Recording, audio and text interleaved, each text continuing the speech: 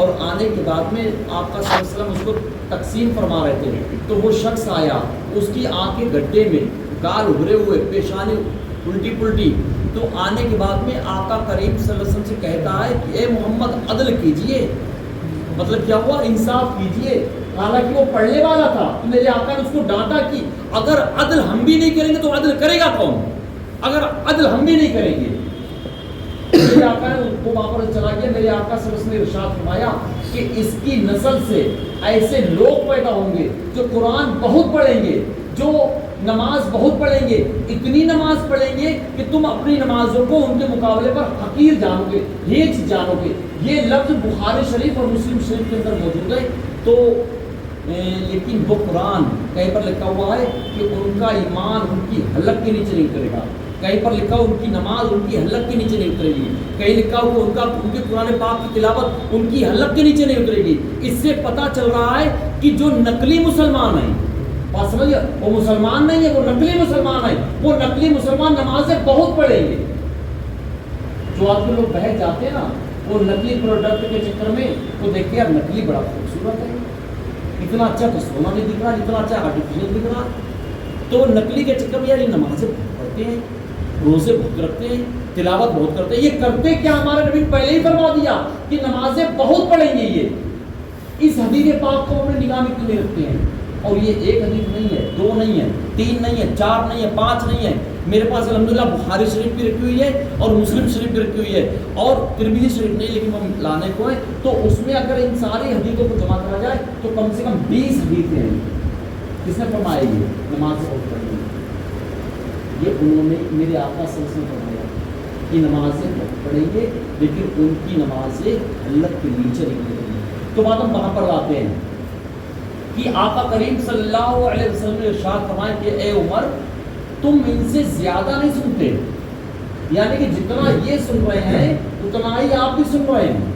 اچھا، ہم نے ایک حدیث پاک سنائی تھی، اس حدیث پاک کا ہم تذکرہ اس طریقے سے آقا کریم صلی اللہ علیہ وسلم نے ارشاد فرمایا کہ اللہ تعالیٰ حدیث قدسی ہے، بخاری شریف میں حدیث نمبر 6502 ہے، ہم نمبر میرے ذہن میں ہے تو میں بتا دیا کہ میں جس سے محبت کرنے لگ جاتا ہوں تو میں اس کا ہاتھ بن جاتا ہوں، اس کی سماعت بن جاتا ہوں، اس کی بصارت بن جاتا ہوں، اس کا پیر بن جاتا ہوں۔ تو اس کا مطلب کیا ہے؟ اللہ پاک ہاتھ بن جاتا نہیں، اللہ پاک ہاتھ نہیں بنتا ہے، مطلب یہ نہیں ہے، اس میں تعبیر کی جائے، اس کا مطلب یہ ہے کہ اس ایک عام بندے کے پاس، وہ عام بندہ جو کثرت نوافل کی وجہ سے اس کو اللہ پاک کا قرب ملا، اور جب اس کو اللہ پاک کا قرب حاصل ہوا تو اللہ پاک فرماتا ہے کہ میں اس سے محبت کرنے لگ جاتا ہوں، اور جب میں اس سے محبت کرنے لگ جاتا ہوں تو میں اس کا ہاتھ بن جاتا ہوں، اس کا پیر بن جاتا ہوں، اس کی سماعت بن جاتا ہوں، اس کی بصارت بن جاتا ہوں۔ مطلب ہے ہاتھ پیر کان اور ہاتھ پیر کان اور آنکھ اس کی ہی ہے، لیکن پاور اس میں اللہ پاک کی طرف سے خدائی پاور آ جاتی ہے، اللہ پاک کی طرف سے خدائی پاور آ جاتی ہے، اس کے علاوہ کوئی تعبیر ہی نہیں اس کی۔ یعنی کہ اس سے پتہ چل رہا ہے کہ اللہ پاک اپنے ولیوں کے ساتھ ہے، اور ایسا ساتھ ہے، ایسا ساتھ ہے کہ اللہ پاک ولیوں کے ہاتھ پہ بن جاتا ہے، ایسا ساتھ ہے۔ تو جو ولیوں کو چھوڑ کے جائے، اس کا مطلب ہے وہ رائے حق سے بھٹک کے اور رائے حق سے ہٹ کے وہ اس فرقے میں بھٹکے وہ فرقے میں جا رہا ہے کہ جس فرقے کے لوگ جس کے تعلق سے آقا کریم صلی اللہ علیہ وسلم پہلے ہی فرما دیا کہ نمازیں اتنی پڑھیں گے کہ تم اپنی نمازوں کو ان کے مقابلے پر ہیچ سمجھو گے، اتنی نمازیں پڑھیں گے۔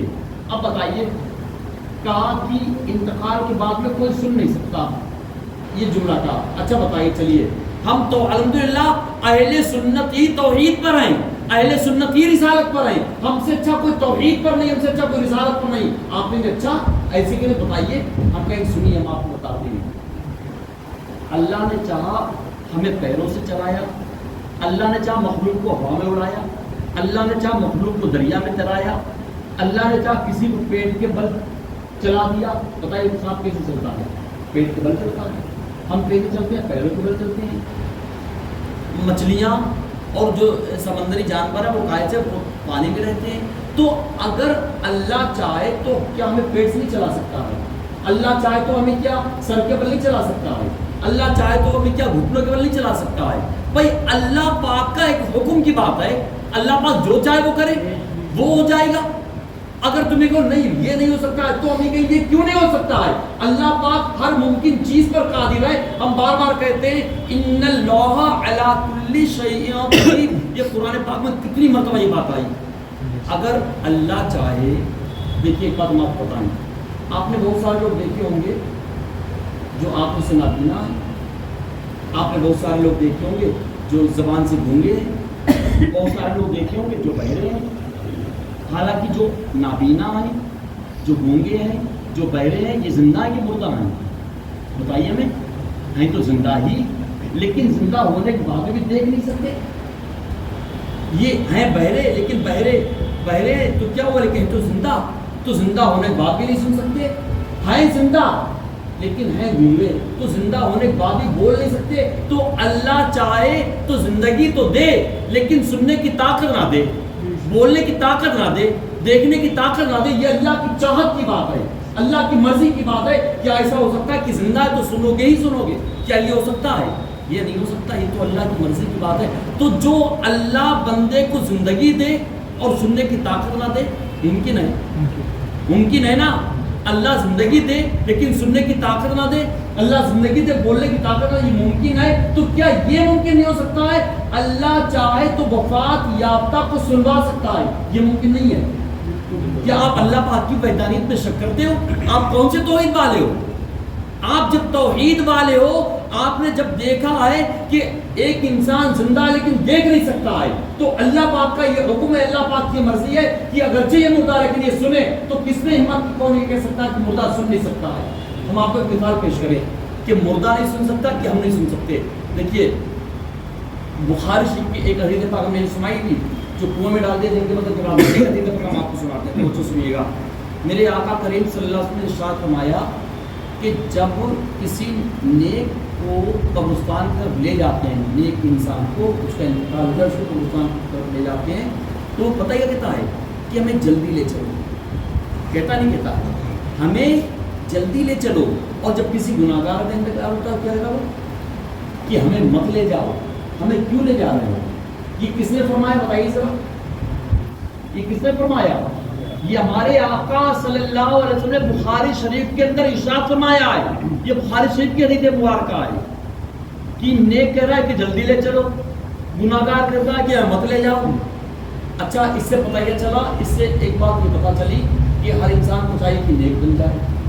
پتہ چلا نہیں چلا؟ اس حدیث کے بعد سے انسان کو، ہم لوگ کو پتہ چل رہا ہے کہ بندہ نیک بن جائے، کیونکہ چاہے تم یہ کہو کہ ہمیں جلدی لے چلو، چاہے یہ کہو مت لے جاؤ، تمہیں تو جانا ہی جانا ہے۔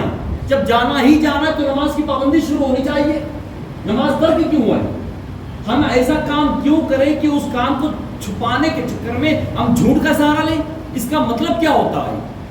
ہم کو چاہیے کہ ہم نیک بن جائیں۔ نیک کیسے؟ نیک بننے کا مطلب نماز پڑھنا نہیں ہے، نیک بننے کا، کیونکہ بہت سارے نمازی ایسے ہیں جو نماز پڑھ رہے لیکن سودی کاروبار کر رہے ہیں۔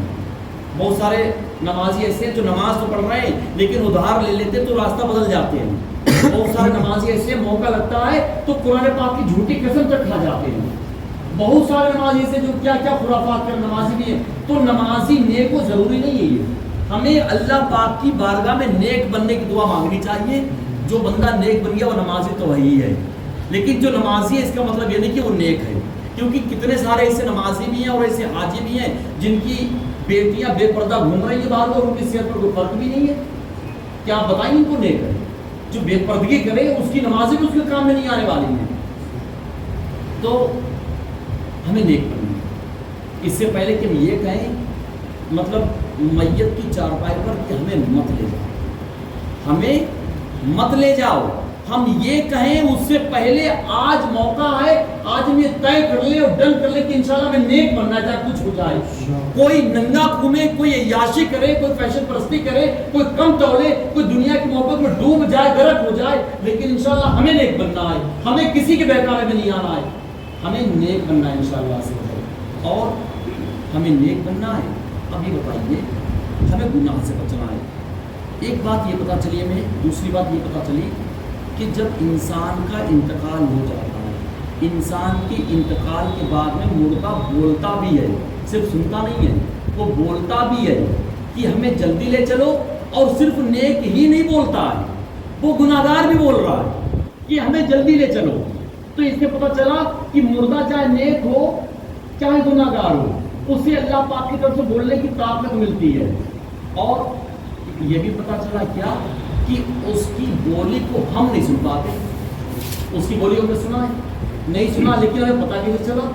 کیونکہ ہم نے یار بخاری کتابوں میں پڑھا ہے کہ بندہ بولتا ہے اور ہم نہیں سن پاتے۔ تو بتائیے جو انتقال جس کا ہو چکا وہ تو بول رہا ہے، اور جو زندہ چل رہا ہے، جو زندہ چل رہا ہے وہ سن نہیں پا رہا ہے۔ تو پتہ چلا سننے کا تعلق زندہ یا مردہ سے نہیں ہے، سننے کا تعلق اللہ پاک کے حکم سے ہے۔